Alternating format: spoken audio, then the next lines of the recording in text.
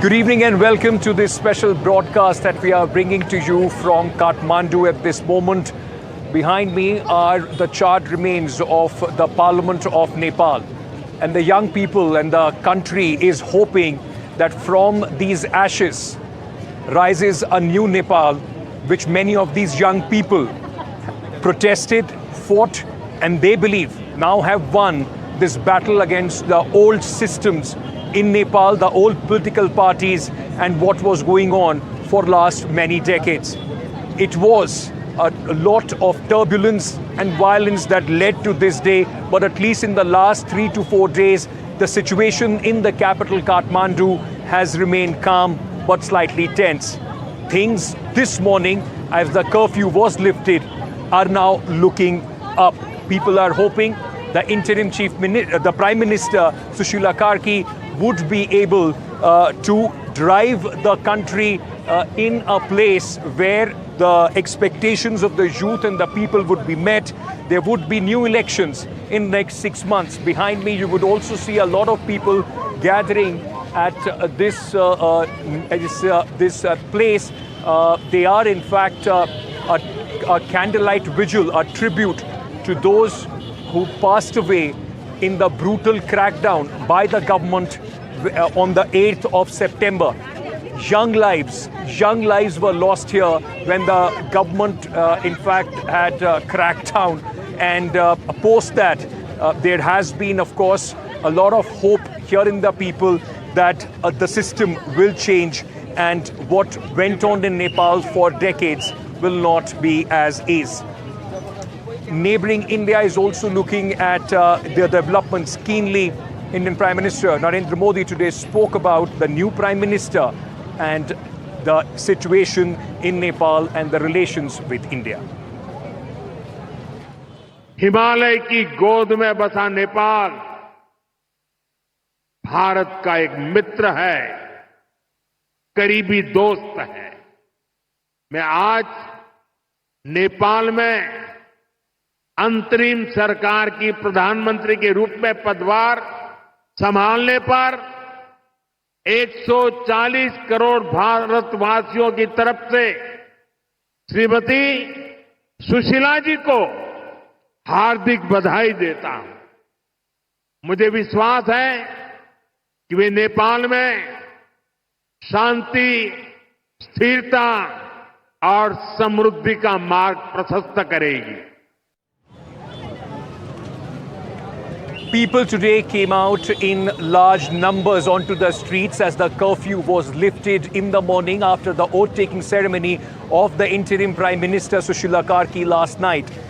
The army is on the vigil, but a lot of people, as you would see behind me, have come out. The situation in Kathmandu is slowly but steadily limping back to normalcy. Me and my colleagues were out today to see firsthand how the city is waking up to a new dawn. Take a look. After 5 long days, the curfew has finally been lifted here in Kathmandu, Nepal. The life is returning slowly to normalcy. There are people coming out for their daily job and work. There are grocery shops that are opening as well. You can see right behind me, I'm standing at the Maharajganj Chowk here in Kathmandu, which is a very popular destination not very far from the original residence of the new Prime Minister Sushila Karki. You can see traffic moving very swiftly. There are buses, there are private vehicles, there are also traffic police personnel who are standing guard there. In different intersections, we can still see the army personnel, standing and providing security. But overall, the scenario is such that the curfew has been completely lifted. As I said, there are shops also opening. On my left, you can see the shops that are slowly returning to normalcy are opening. Let's also remember that Kathmandu is a very big tourist destination and the tourism industry has suffered immensely in the last 5 to 6 days. And now, slowly and steadily, there is traffic resuming here in Kathmandu. There are taxis plying, buses plying, and of course people are sensing a sigh of relief that after deadly violence in which 51 people were killed and more than 500 injured, now there is a sense of calm, there is a sense of stability in that an interim Prime Minister like Sushila Karki is in charge and will be taking command of the governance of the country. Nepal has woken up to a new morning. For the first time in the last 5 days. There is no curfew, and the situation in the capital city, Kathmandu, is limping back to normalcy. This is one of the very prominent, famous Hath Bhateni superstore in Nepal, in Kathmandu, an icon to say the least. And while you see the remnants of the anger of September 9th, the day when Kathmandu and the icons of Kathmandu, the icons of the old system in this country were burning, today, of course, is a new dawn. And there is a huge cleanup exercise which is going on.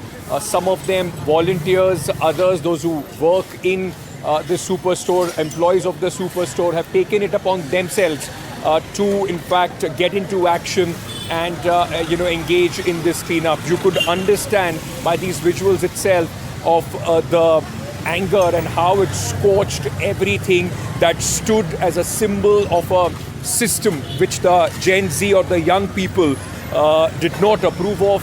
Why did this superstore, one of the iconic ones, came under, face the ire of the people? That we don't know yet, but at least with the interim government being set up, and the hope now is that there would be, of course, a systemic change. It's ironic that these women, those who are engaged in this massive cleanup operation, there is a woman at the helm of affairs at this moment in Nepal. There will be challenges to, before this superstore can come back to life, can start functioning smoothly, and similar challenges for the interim government under Sushila Karki as well, to bring this nation together, as at this moment they are at a very important precipice. The youth power-driven change here in Nepal has, in fact, at this moment brought also a lot of hope for people and their future. But on September 9th, apart from other buildings which saw the anger, was also one of the biggest media house here in Nepal, the Kantipur television network. We caught up with them to see how they have once again started operations after being attacked on September 9th. You could mistake this as a battleground, a possible place where a missile has struck. And if I talk in context of Nepal, you could also mistake this as one of the government buildings which saw the ire, the anger of the people, of the young protesters who were against the old system and the symbols of the old systems. But don't mistake that to be, because this is a very essential part of any democracy. This is one of the largest media groups, the iconic Kantipur media group, and their headquarters here in Kathmandu, which also were torched. Vandalism took place, and at this moment has been completely crippled after on 9th September, when angry crowds took the streets of Kathmandu, an absolute chaotic scenes. And this media organization also was burned down and also had to face the ire of the protesters. I mean, for a journalist, somebody like me, it's absolutely heartbreaking to see one of our most essential equipment, the tripod here, being among the debris of what has been burnt. OB vans, vehicles of the staff, everything that stands here has been charred. I'm being joined at this moment by the editor-in-chief of this news organization of Kantipur television, Mr. Vijay Paudel. Sir, thank you so much for speaking to us. First of all, my heartfelt condolences to what has happened to absolute, your news organization, your entire network, and these buildings have been burned down. And also, hats off to you to be back on air. We'll talk about that in just a bit. I just want to understand from you what happened that day and what are we seeing? I mean, at this moment, it all seems just burnt black buildings. Yeah. As you already described that this is like a war zone. You see, this is all the vehicles are burned. Our studio buildings is burned. Our administrative and news building has been burned. I have to describe. I want to describe it that at that time we are working on our newsroom and studio is in operation. We are live. We were giving news because the previous day there was a very much agitation of the Gen Z people, and then there is so much tension among the people. What will happen? And we are trying to give the people the right information, and we are working. This is our main building. As you see, there is written on Kantipur television also written there is. Yeah, this is our main building. It is administrative work and the newsrooms, all newsroom productions and the entertainment program has been, we work here. And this is they start to bond from here. They bring a motorbike there. As you see, there is. So in a normal day, before 9 September, if I would have come to your office, I would have entered from here. This would have been your main office. You have to enter from here, and here is the reception desk. You see, here is the reception desk, and you get the reception. Here is the waiting lounge, and there is a big screen for each and everybody who sits here. They can see, and we have to go from there to upstairs. This is our lift. From the lift we used to go for and all the staffs go from here. All this has been burned down. All this has been burned. The building is charred. Yeah. How long did it take for you to start the transmission? Are you now back 24/7? What's happening? We are now from yesterday 4 p.m. We are now back. About 72 hours. Our transmission has got to 72 hours. It is the close, and then now after 4 p.m. we start our news, and we are now in 24/7 on air and in transmission. For a moment, go to that gentleman who is sitting there. He's one of the very senior camera persons here at Kantipur Television, and he was shot at. The day when these killings took place, when all this happened. Shyam ji, आप camera पे थे उस दिन, आपको गोली भी लगी हाथ में. मुझे बताएंगे उस दिन क्या हुआ था? अलि पर गएर ढलेपछि अनि म गएर त्यो नजिकमा गएर क्लोज खिच्न खोजे. क्लोज शॉट लेने गए थे. क्लोज शट लिन गएको थिएँ. त्यहाँबाट चाहिँ त्यो क्लोज शट लिँदाखेरि चाहिँ गोली चारैतिरबाट बर्सिन थालेपछि म भाग्ने क्रममा, मतलब जब फायरिंग हुई तो आप भागने की कोशिश कर रहे थे वहां से? यहाँनिर लाग्यो मलाई. मलाई थाहा थिएन. एकछिनपछि पोल्यो अनि ब्लड, अनि एकजना भाइले भन्यो कि अङ्कल, आपको पता नहीं चला फिर यहाँ पे?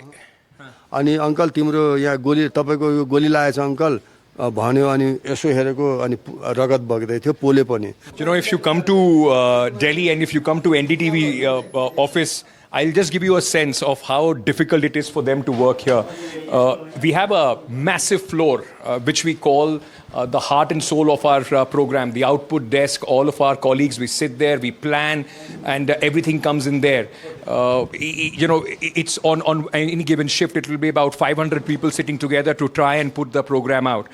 But because they have been targeted, it has all been reduced to these few people, those who are making sure that Kantipur's resilience is shown on air despite this attack, and they are able to go, on air. As news person, we never want to be the news, but today Kantipur is the news because of what happened. Yes, it's some way unfortunate for us. We don't want to be on news. We want to deliver news, but it's happening that we are on news. That's unfortunate for us. Is there a sense of fear as well after what has happened? Yes, because many of our journalists were working on the newsroom and on the field and in the studios. One of our camera person was shot on the day of September 8 when he was reporting the peaceful protest when the crackdown happened from the side of government force. Myself, I was also hurt because I was manhandled and beaten up by this mob that came inside the Kantipur television premises. We have hope, and we'll stand and show the world that we are rising again. And we are as you saw, we are rising from the ashes. We will stand like that. As a Kantipur is going on, like that. Our country, Nepal, will be rise once again and we'll give masses from the Mount Everest top to the world. That's a fantastic, message to end on. Thank you so much, and thank you. You're very kind for letting us come here. This is the big message, and at least for the media, it's unfair to target the messenger. And at this moment, at least, like the editor-in-chief of Kantipur Television said, we are hopeful, and Nepal once again will rise from the ashes of what happened on September 9th. While Nepal is slowly coming back to normalcy, all across you will see young people gathering around and talking about what had happened and, of course, the kind of future that they would want to see of their country. It is a country with, enormous youth dividend, and now they are hoping that once they have challenged the old system, there is going to be a better dawn. A much responsible political system that will, of course, be formed in the country after the Gen Z revolution. I'm slipping into a short break. Coming back, stay tuned.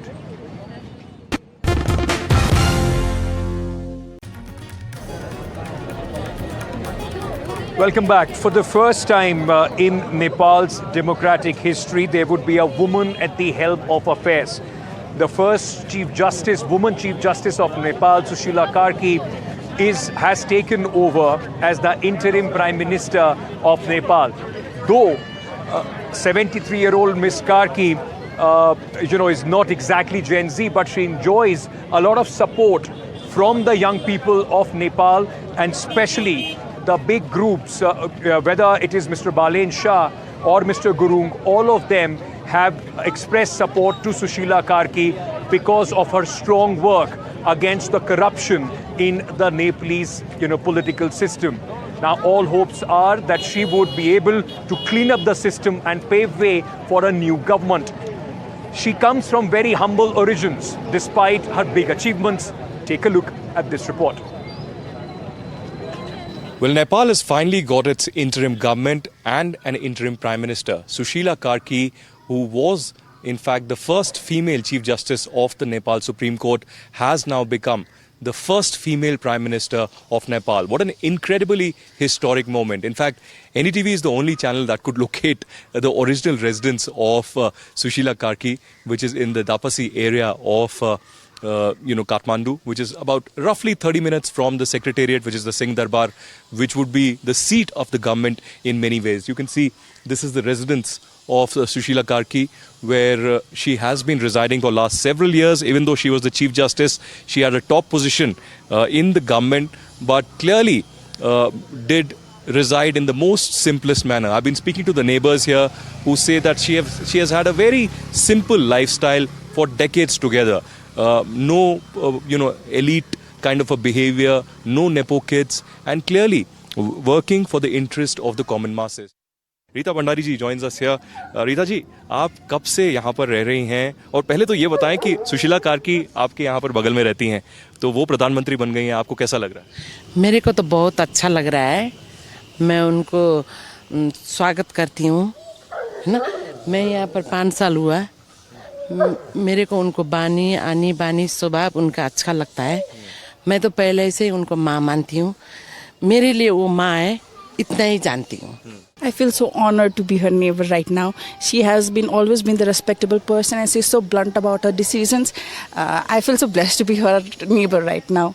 And I think she is the best candidate right now to lead our nation. And she will be the voice of the youth as well. The old symbol of the power and the administration here in Kathmandu was the Singh Darbar, a very old 1908 constructed palace which was used as the administrative offices. Most of the ministries were in that offices along with the Prime Minister's office. On 9th September, the anger of the youth burned that completely.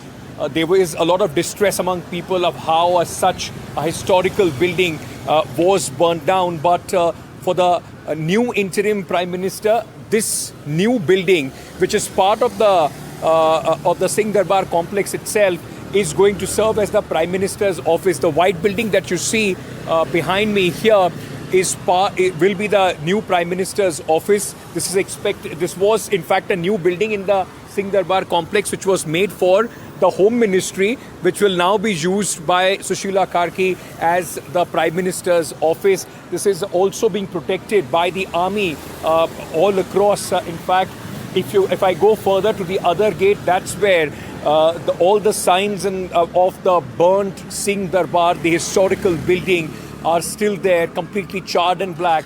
But before it is restored in some shape or manner, this new building, the white one that you see, is going to serve as the Prime Minister's office for Sushila Karki and her colleagues. This is where they are going to take some crucial decisions which will at least put Nepal on the path that many citizens and the youth here are hoping for. From the raging fires to this candlelight vigil here, Nepal's youth is hoping that they have brought the country to a precipice of a monumental change. With an interim government now coming into place, and Sushila Karki, the new the Prime Minister, who went today to meet those who were injured on 8th and the 9th, the hope is that there would be a new dawn which will rise from above the Mount Everest, and a big message of clean governance, of responsible governance that the youth of Nepal want would be loud and clear for the people. There is a lot of hope, but the road ahead is also full of challenges as Nepal waits for a clear way, a clear path to move ahead. That's all the time that we have in this edition. News and updates will continue. Thank you so much for being with us. From here, Kathmandu, Ankit Tyagi signing off.